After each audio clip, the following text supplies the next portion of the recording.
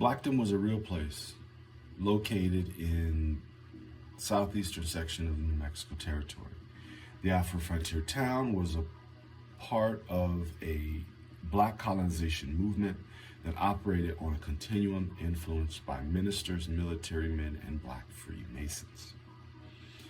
After the Plessy decision in 1896 established the separate but equal doctrine, black institutions evolved to take advantage by encouraging a separate and equal response. Blackdom was a real place that started with an inherited idea. The Afro-frontier town manifested at the turn of the 20th century for African descendants under the conditions of American blackness.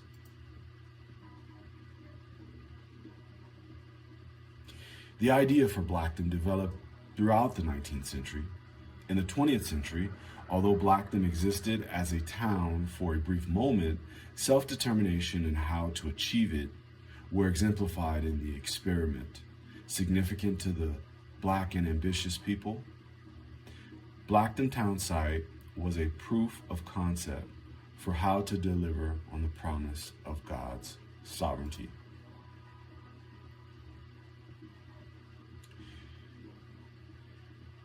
In practice, Blackdomites pooled land to build a 10,000 person all-black municipality.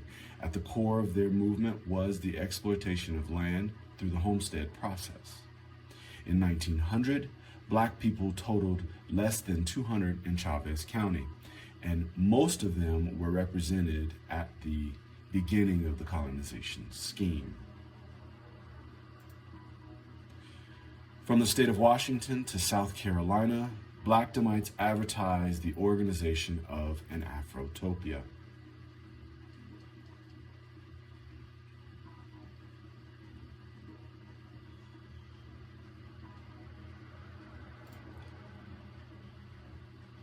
On September 9, 1903, the Santa Fe New Mexican reported the incorporation of Blackdom Townsite Company and its articles of incorporation with names of 13 men and their intentions.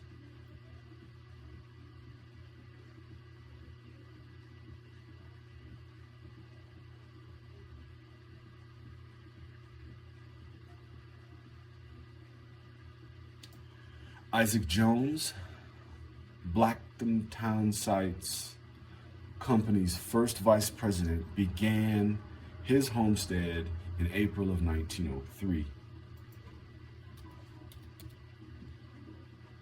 In 1905, Isaac Jones became the first Blackdomite co-founder to complete a homestead. The basic process took between 3 and 10 years. In 1909, after minimal participation in the colonization scheme, Blackdom was revived as a way to mitigate the impact of New Mexico's impending statehood and the shift from federal to local power. Blackdom's elite owned land, but owning land wasn't enough to realize their Afrotopic dreams. Located 20 miles south of Roswell, Blackdom was a small enclave of land-owning black people. Blackdomites needed a collective action to deliver on the promise of their intersection. During Blackdom's revival after 1909, Blackdom included the significant striving of women as they began participating in the homestead process more fully. Maddie Moore, Pernisha Russell, and Ella Boyer were a few who chose to engage the world as part of Blackdom's homestead class.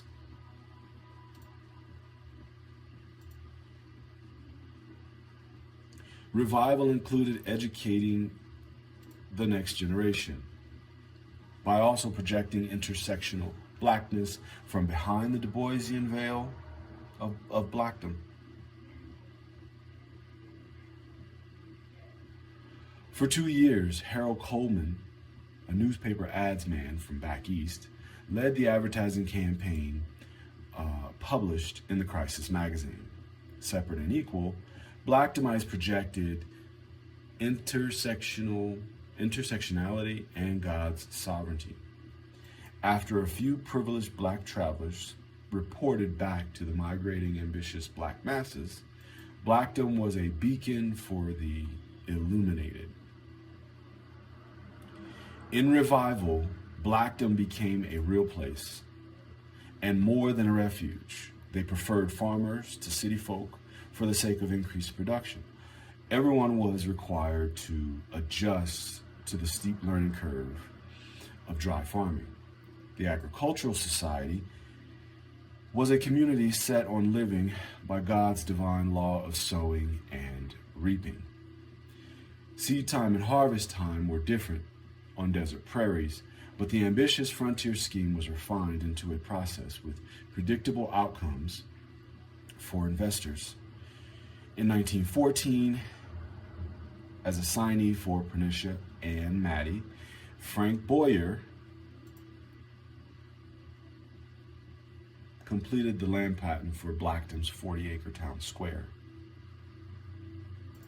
On August 11, 1916, the Rio Grande Republic reported George Malone as admitted to the New Mexico bar and identified as the first Negro to do so.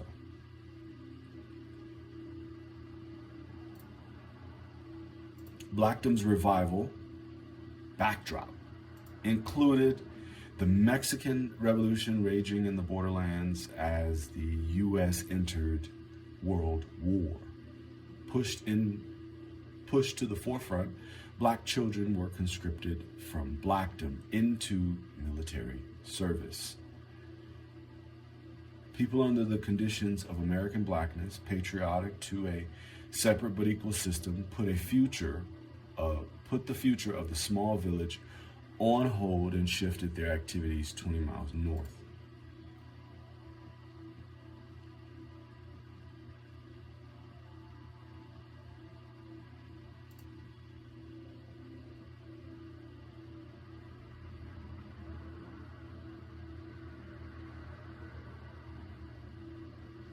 In Roswell, Mitty Moore went from famous to hyper-visible to infamous. As patriotism fueled the war effort, the new era became a rationalization for raids on her body business at 201 South Virginia Ave, 20 miles north of Blackdom.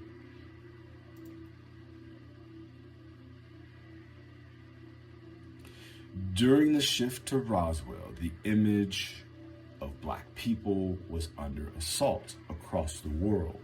With D.W. Griffith's Birth of a Nation, black bodies were under constant threat in the second wave of the Ku Klux Klan. In the Roswell Daily Record, Roswellian leaders advertised the showing of Birth of a Nation and offered lectures on Americanism, which was grooming before the incorporation of the Klan chapter in the city. Mitty Moore became the antithesis of the new patriotic fervor of the citizen soldier. She occupied the black female public image in the region. On July 21st, 1917, the Roswell Daily Record reported Ezel Ragsdale's draft number 30. And the family prepared him for deployment, which included putting his homestead process on hold. The women of Blackdom did their part on a few fronts. One of their major tasks was to diversify the image of black women in Chavez County. The women of Blackdom hosted a few inter-ethnic bandage knitting parties for the troops on the front lines. Curiously, the women of Blackdom staged the intersectional gathering in the window on Main Street. Nevertheless, in the fall of 1917, Mitty led the headlines on trial for attempted murder of her fiance. James Wilson aggravated her enough that she pulled out her revolver and shot 2 holes in his coat, missing him completely. The police thought they had her, but she got off. Mitty was on the margins of Blackdom's society, and Blackdom women were in her periphery. Mitty stayed unaffiliated prior to 1919, even though she began a homestead in 1915. 3 miles south of Blackdom Town Square. She needed witnesses to vouch for her homestead progress under the threat of federal perjury charges. And the new Blackdom leadership legitimized her claim eventually in September of 1919. In the fall of 1922, Mitty completed her homestead, and by the summer, Blackdom sold the church, and the Blackdom faithful migrated outward. Ella and half of the Boyer family moved to Vado. Although there was an exodus from Blackdom after 1919, the town business was stronger than ever. The next generation took over as America entered the roaring 20s in post-World War euphoria. December 1919, the Roswell Daily Record reported Will Pool acreage. Blackdom town site. Blackdomites incorporated Blackdom oil and set the agricultural society on a path towards oil exploration. Thank you.